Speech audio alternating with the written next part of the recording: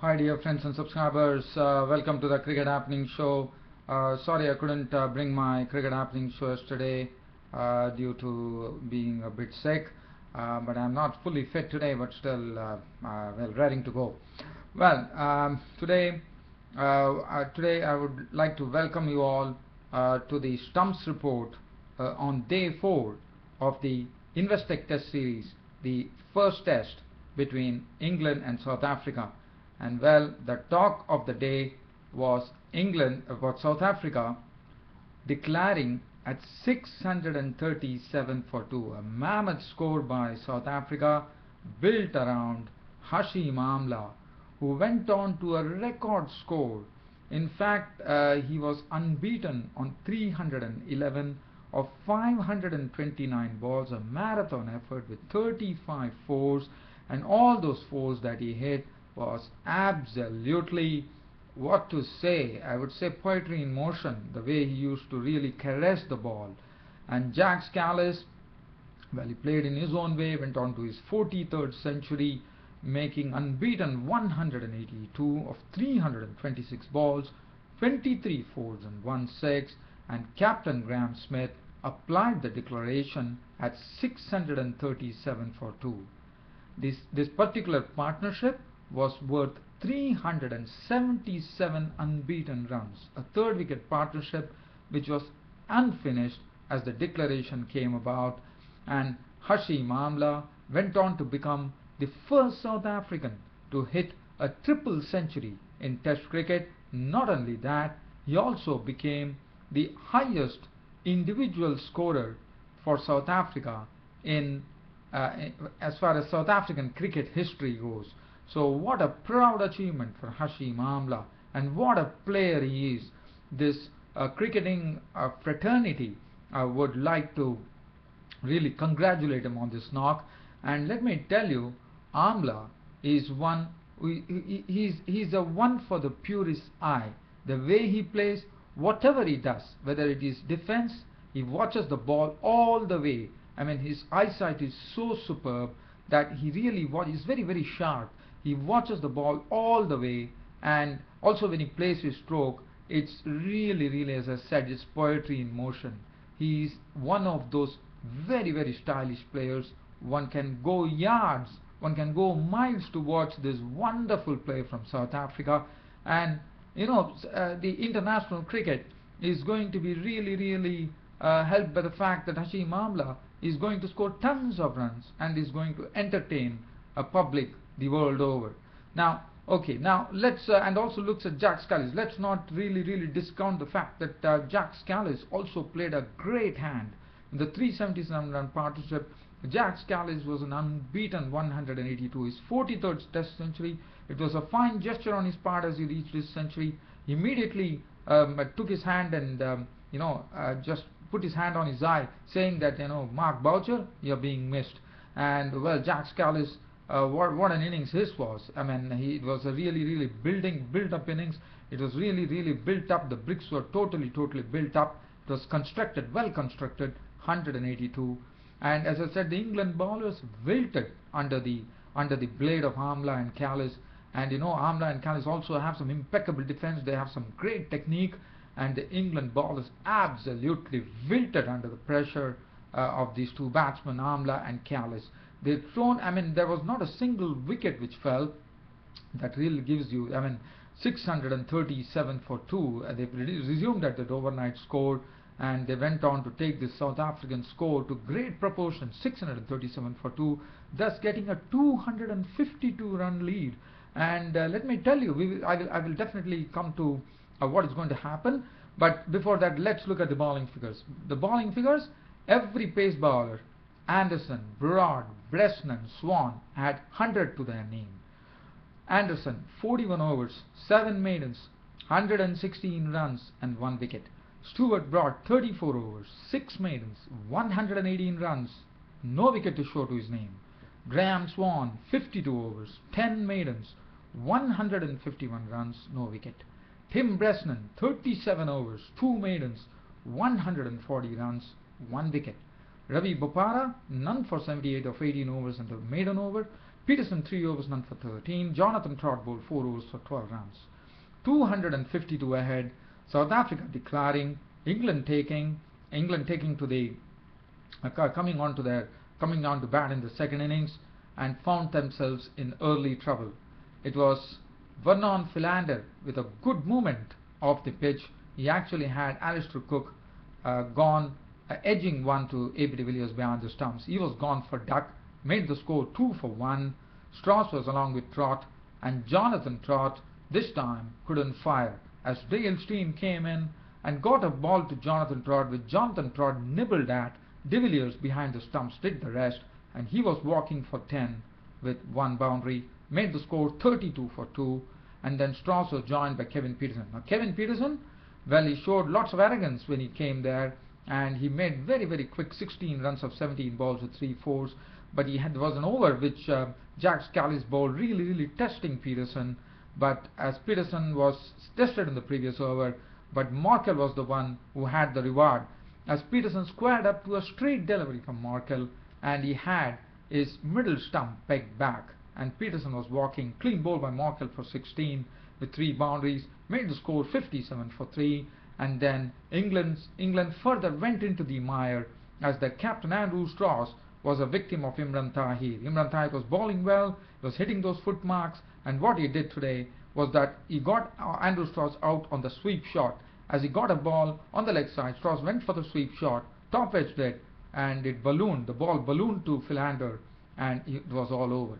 So Strauss was gone, caught Philander, bowled Imran Tahir for 27 with 2 boundaries, and that left Ian Bell and Bopara to really take England to safety.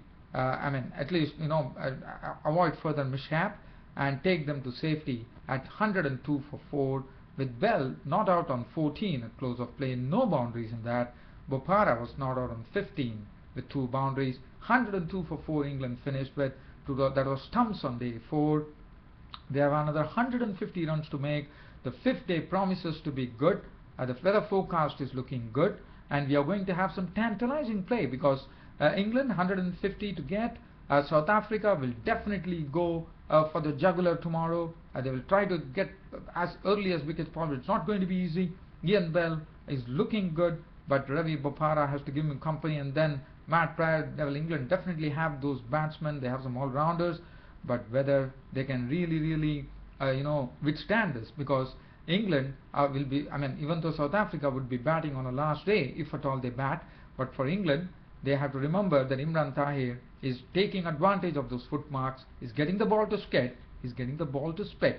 So if he's going to do that once again, England are going to find themselves in trouble, and they might be in a danger of losing this first test match.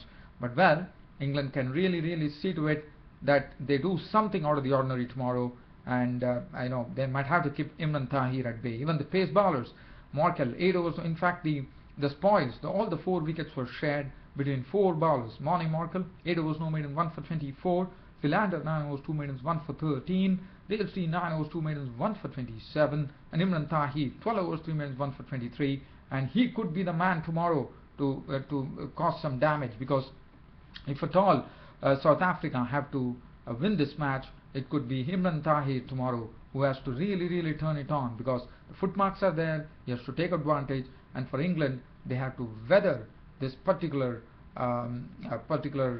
bowling machine from South Africa, and see to it that they at least try to get over 150 runs and probably make South Africa bat again, something like that. But let me tell you, all in all, it looks like a great spectacle of cricket coming up at the Kensington Oval tomorrow. That is on 23rd of July, the 5th day of this particular match. And it was a shame that the first day's play was totally washed out due to rain. But well, we all look forward to a great day's cricket at Kensington Oval. So don't go anywhere, and keep your eyes on the Basil de Oliveira Trophy tomorrow, the first test match, the 5th day's play at the Kensington Oval in London. Right. Now, as you know, yesterday I was not there to give any cricket report, you would remember, so what I'm going to do is I'm going to briefly touch on India's start of the tour of Sri Lanka. Of the first one-day international was played yesterday between Sri Lanka and India. I'm going to be very brief on that.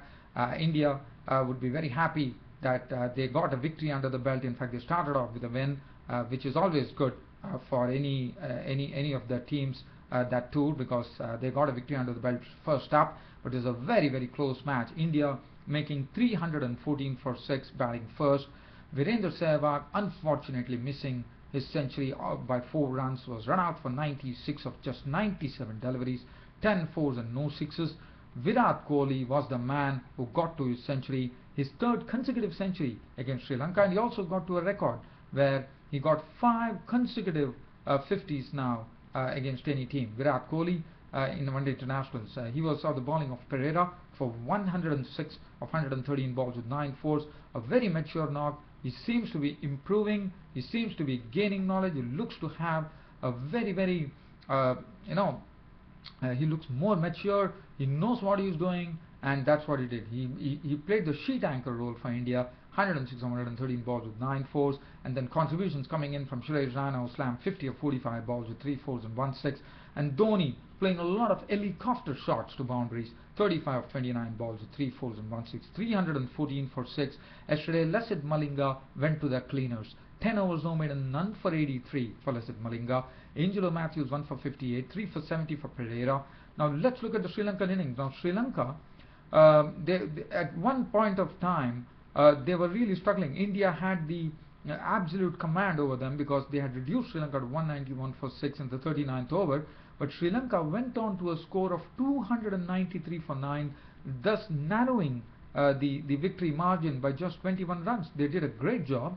Kumar Sangakkara went on to make a century, 133 of 151 balls, 12 fours. Tisara Pereira came in and really, started really giving a sort of a scare to India with his big hits there. In fact, he contributed 44 of just 28 deliveries, 3 fours and 1 6, and then other contributions coming in from 28 from the top from Upul Taranga, and Sri Lanka finished with 293 for 9, but one has to really credit Sri Lanka. From a position of 191 for 6, they got the score to 293, almost giving a scare to this India's total of 314. So that was good work by Sri Lanka, but in the end, India won the match 1-0 by winning by 21 runs. 293 for 9. The bowling figures: Zahir Khan 10 overs no maiden, 1 for 63, but the bowling figures that Irfan Pathan had was absolutely splendid. 10 overs 1 maiden, 2 for 37. Mahendra Singh Dhoni, the captain, in his post-match press conference said that Irfan Pathan bowling and Pathan's contribution was something which was a real boost to this Indian team. Why not? 10 overs 1 maiden, 37 runs and 2 wickets. He bowled splendidly. Umesh Yadav got a lot of tap, 10 overs no maiden, 276. Ashwin bowled splendidly, 10 overs 1 maiden, 246. 4 overs for 20 for Sehwag, and Pragyan Oja bowled 6 overs, which was a bit costly for 44, but he had 1 wicket to his name, and the wicket that he had was an important wicket of Mahela Jayawardene, the captain, who was LBW to him for 12. Well, the man of the match, as expected, went to Virat Kohli for his wonderful knock. The second One-Day International kicks off at Hambantota. It is the same ground, and it is going to be played on 24th of July. So that means so that is going to be played tomorrow. So on this note, dear fans, friends and subscribers, I'll be ending up my cricket show for today, but again reminding you, don't miss the 5th Test play tomorrow at the Kensington Oval between England and South Africa. South Africa holding the whip hand here, and whether they're going to whiplash England tomorrow and win the match, it remains to be seen. Until then, this is your host Ram saying goodbye. Thank you.